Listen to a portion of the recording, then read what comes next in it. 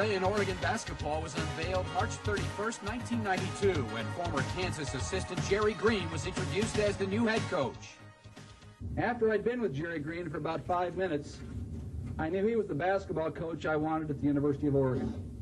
And after you finish talking with him today, I'm certain you'll all agree. Let me introduce to you the new basketball coach at the University of Oregon, Jerry Green. Thank you. Thank you, Jerry.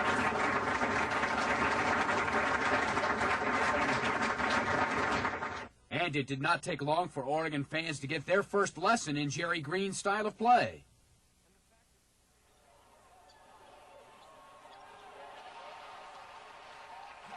I will promise you, as far as our team is concerned, we will play unbelievably hard, and we will play unbelievably unselfish. No staff in America will outwork our staff. We'll put the hours in to get it done. So if he makes that move, just don't keep going forward and get out of it. And that spot is really what we want to find right now. We want it to be entertaining. We want it to be entertaining for the players, and if you ask any of them what kind of basketball they want to play, nobody says we want to play a 40-point game. They're all going to say we want to play a 100-point game. And we're going to do that, and we're going to do it in a team concept.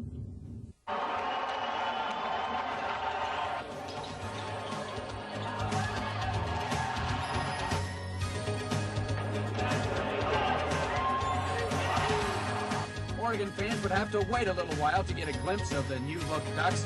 In September, the team headed to Europe for a series of games against several club teams. Along the way, the Ducks were able to enjoy a cultural smorgasbord. Stops in Belgium, Luxembourg, and the Netherlands proved to be a learning experience in the shops and on the court. An opportunity that would help prepare this young team for the long season ahead.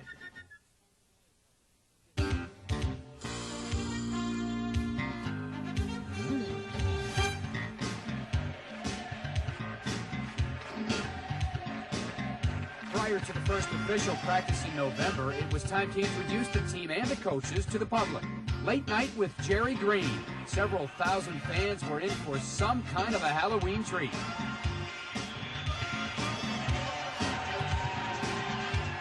This was an opportunity for everybody to get to know each other in a slightly different format. It was a night to remember for all involved, and after it was over, time to get down to the business of preparing for the 92-93 season. The first official stop of the season was the frozen tundra of Alaska, the Great Alaska Shootout in Anchorage. The host school had selected Oregon as its first-round opponent and probably wished it had not after the opening night performance. 4 Ducks in double figures led by Clyde Jordan's 19 points and 6 rebounds. The season was underway with a 96-73 rout. The next 2 nights, the Ducks put the scare into nationally ranked Vanderbilt and New Mexico State, proving they could compete with anybody in America. Oregon fans got their first look at the Ducks during a 4-game homestand in December. Alaska Fairbanks, Idaho, Missouri St. Louis, and Pacific Lutheran fell in succession as the Ducks hit their stride. It was now time to enter the fray with the heavyweights of college basketball, beginning with the Thriftway Far West Classic. 25th ranked BYU was stunned by an inspired Oregon five. Stoudemire with a steal. Stoudemire with a breakdown court. Going to go up and lay it up in the air. Shot not good. Rebound goes down and is saved. Inbounds to Stoudemire. Orlando Williams with a save. Stoudemire goes left against Sanderson. Try to get inside. Lead it up. Good. Antoine Stoudemire. Oregon wins the ball game. They beat BYU. 24th rated team in the nation. Oregon 76. BYU 70. The championship game with Ohio State was a classic, as the Ducks gave the Buckeyes all they wanted.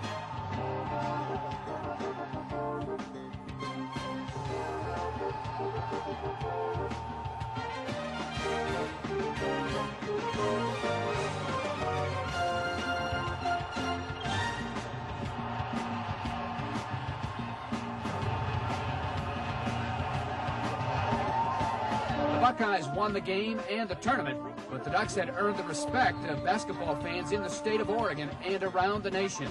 Stoudemire, who averaged 23 points a game, was named the tournament's most valuable player, and the Ducks came away with the Team Sportsmanship Award. The Ducks took a break from the rigors of the season to host a clinic for the Special Olympics, with the emphasis on special. If I should stay, I would only be in your way. So I'll go, but I know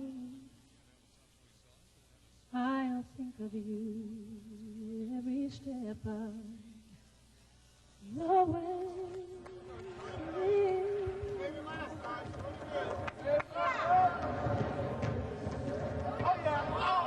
And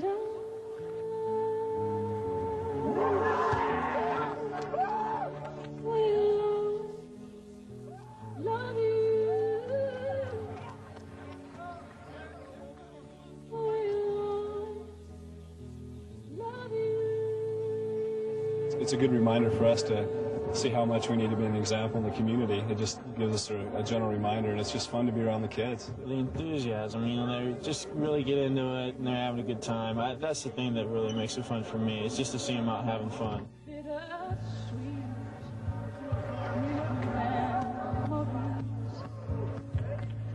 That is all I'm taking with me. So goodbye. Please don't cry.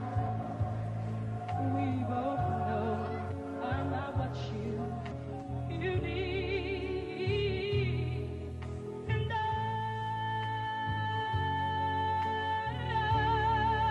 will always love you.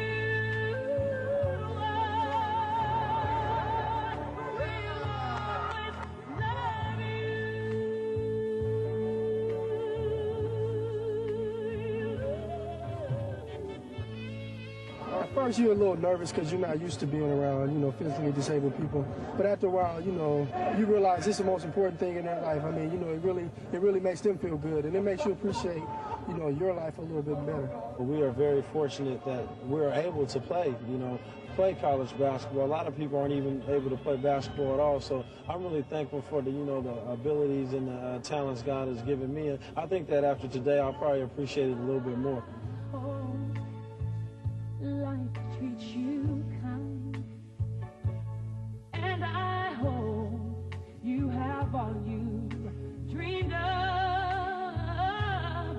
and I wish you joy and happiness, but above all this, I wish you love.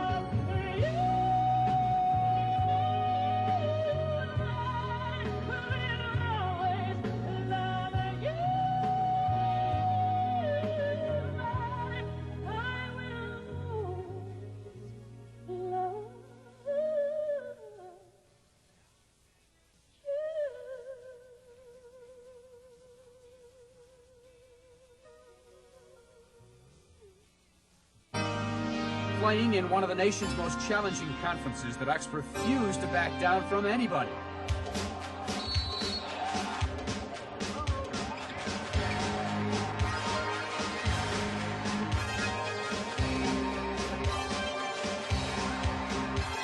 Faced by seniors Andre Collier and Antoine Stoudemire, this was a team that gave it the maximum effort each and every night.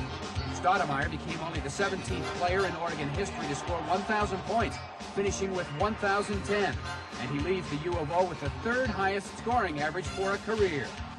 The 5'11" Collier epitomized the gritty nature of the team and finished 8th on the school's all-time single-season list for assists. Sharpshooting guard Orlando Williams was not afraid to take a big shot at any time. His long-distance rainbows were a sight to behold. 69 three-pointers, the third best mark for a single season.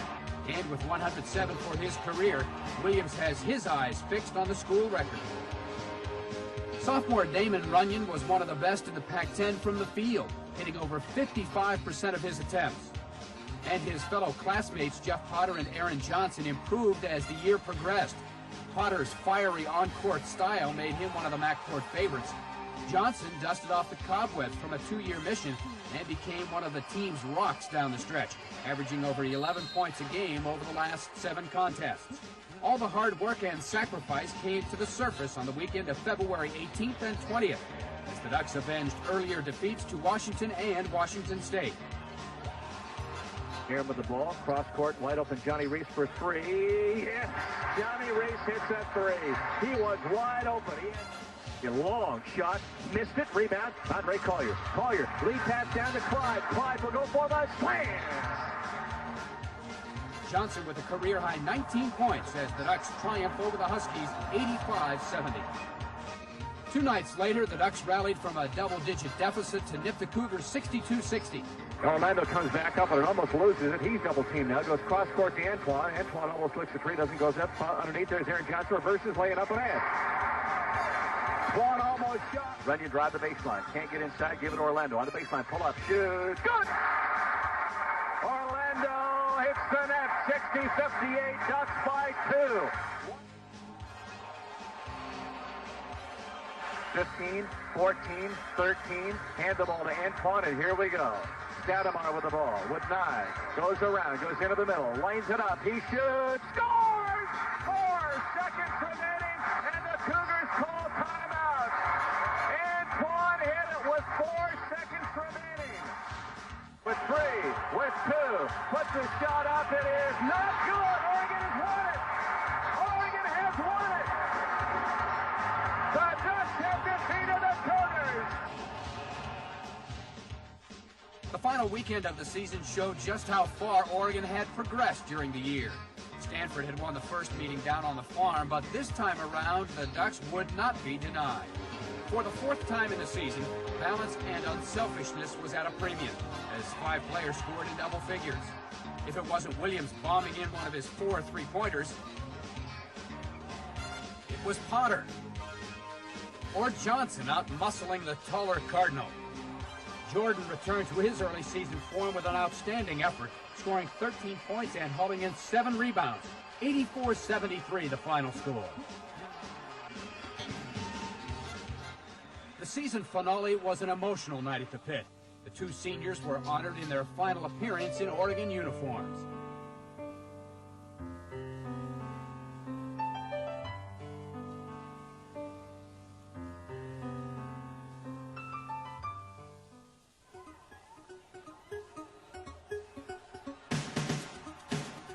California came in having won 8 of 9 under new coach Todd Bozeman. They were on their way to the NCAA tournament as one of the hottest teams in the country. But on this night, there was very little difference in the 2 teams.